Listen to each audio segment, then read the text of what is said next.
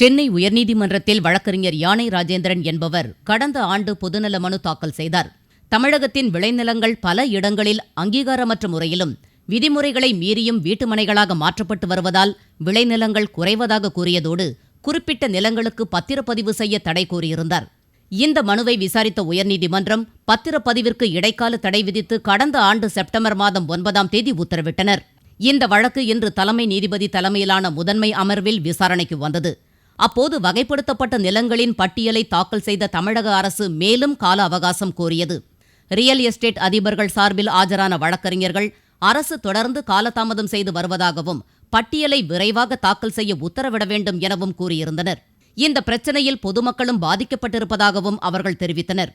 இதில் பொதுமக்கள் பாதிப்பு இருப்பதை நீதிமன்றம் உணர்ந்தாலும் அரசுதான் விரைந்து முடிவெடுக்க வேண்டும் என கூறிய நீதிபதிகள் அமர்வு வழக்கின் விசாரணையை பிப்ரவரி 27ஆம் தேதிக்கு தள்ளி வைத்தது. அன்றைய தினம் நிலங்களின் வகைப்படுத்தப்பட்ட பட்டியலை தாக்கல் செய்ய அரசிற்கு உத்தரவிட்ட நீதிபதிகள் அமர்வு அதுவரை ஏற்கனவே விதிக்கப்பட்ட பத்திரப்பதிவிற்கான தடை உத்தரவு நீடிக்கும் எனவும் தெரிவித்தது.